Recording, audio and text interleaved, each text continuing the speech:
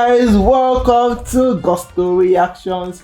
Once again, thank you so much for always liking and sharing and subscribing, telling everyone about what we do right at Gospel TV. Big Lala is right here today. DMW, Davido, of course, Mayokun, Dremo, and most importantly, Idowest is in the building today. Of course, Davido got Medi into DMW via partnership some 2 years ago. And 2 years or last year? Yeah, 2 years ago, I think. Really? Yeah, 2019, late 2019, 2020. And it's been quite, would I say roller coaster? Or it's been quite an uneventful... You know coaster roller coaster. You know coaster. Anyways, a lot of people think that partnership, isn't gelling now. Davido started DMW with these two major guys. Mayokun, Dremo signed to DMW. It's been a great experience for the both of them. Yeah. Since then, and of course we know about the fact that Peruzzi also joined. But most importantly, Davido has or had two street artists with him at some point. There was Lil Fush that signed, left AMW and went to DMW before he left, and this guy has been in DMW for a while right now. Idowest signed to DMW. Now, first of all, the signing on a snooker table. What are your thoughts on that? Well, it's not the first time DMW people will be signing people in the weirdest of ways. On the snooker table. I know that Selu said I should forget this one too, but signing blank paper for Peruzzi was one of the weirdest way to sign artists. Yeah, and it's not. This is even better on a 6x6 bed, lighter and Marley. It was in a room on a 6x6 bed. Nothing professional about it anyway, but. If they signed it and it's valid, then it's valid. When this guy joined the DMW, what was your first reaction? What do you think about it? Should we continue? Okay.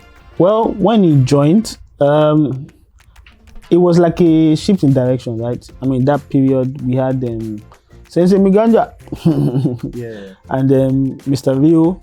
Those guys, I mean, street pop music was on the roll. It was on the high. So those were that era. I think it was just DMW trying to be like, oh, make it not be like, say we don't date this place too. Exactly. Let's take an Idowest because Idowest was part of that trio. Yeah, secretary thing. Case, so and I think that was what the aim was for.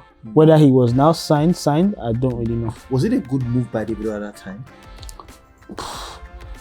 In hindsight, nope, because nothing Idowest has done has actually blown past or blown more than secretary. Yeah. So has it been profitable for them? I don't think anybody DMW signs, they're looking at profits.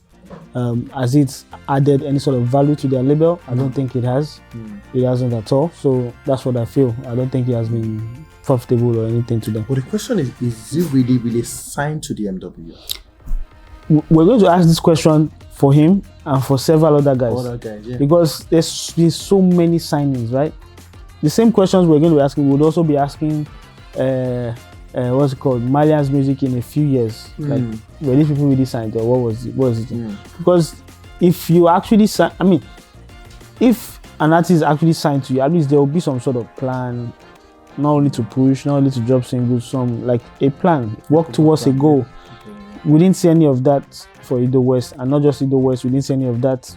We've not even seen for Leah. For Dende. So imagine Leah has been there almost a year now, and only has one single. That doesn't look like that they have anything serious for her going on. That's that. I mean, they did really push that single, right? They did. Davido followed her, go all these radio stations, interviews. They did all the work, and after then, what happened? It just died down. Nothing again. So it doesn't look like they had a plan, and all these we're not even sure if these are record deals or they're just partnership deals. So something like that. Okay, well, a couple of things, going up in my head, been thinking, okay, if this guy is not signed properly to DMW, or even if he's signed and everything, maybe contract was unfinished by this time, do you think Davido should let the Naira Marley handle this guy? Well, I don't think Davido is holding anybody. I think this is what I think. What I think is he is only trying to assist as many people as he can with his platform, which, I mean, on the surface level is not such a bad thing. But in the long run, people now expect so much from you because he's using your platform. If the guy is not active and he's not dropping music and he's not dropping projects, you get the stick. They'll be like, oh, you're not supporting this guy enough. But initially it's just, oh, use my platform.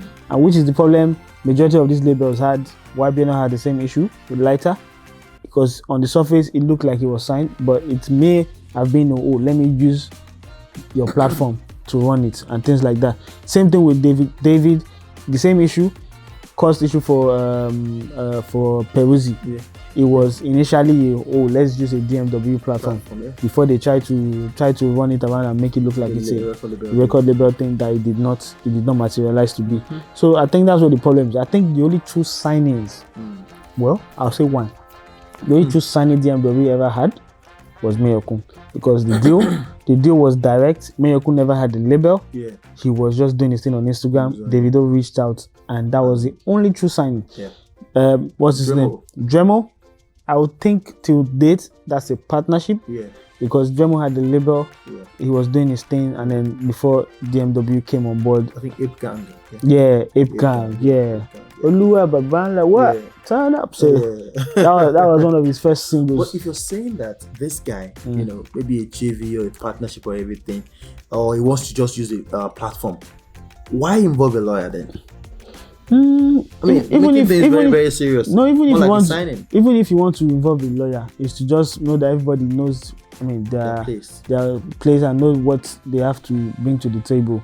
It has to be well stated out. Even if it's using my platform, it's still the same thing. What, as far back as using your platform is LAX, use Starboy platform. Yeah. You would have gotten a lawyer involved, and money would have exchanged hands. So things like that would have happened.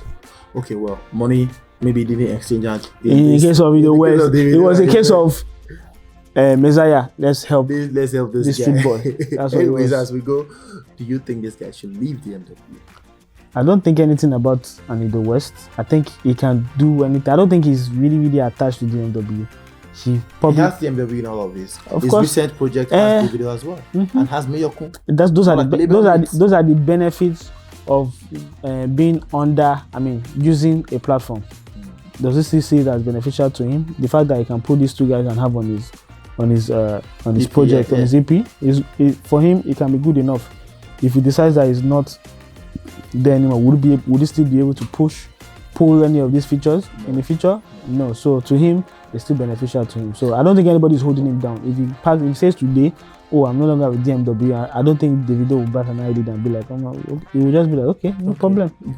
It's not, nobody hold him down. Anyways, guys, let's have your thoughts on that one. Idowest, DMW, Davido. Yes, what exactly do you think about the relationship? JV, record label deal, partnership, use your platform anyhow way you think of. Let's have everything down below. Of course, should he move to Naira Marley? Naira Marley seems to be like the savior of all the street guys right now. Parking all them left, right, and center. Really? Everybody will buy that. What's the name of that car? Camaro. Camaro. Chevrolet Camaro. Okay. On my head. Everybody go buy. Everybody go buy. Under Naira Marley, everybody go buy. Anyways, let's have your thoughts on that one. Put everything down below. I will see you on the next one, guys. Stay safe and God bless.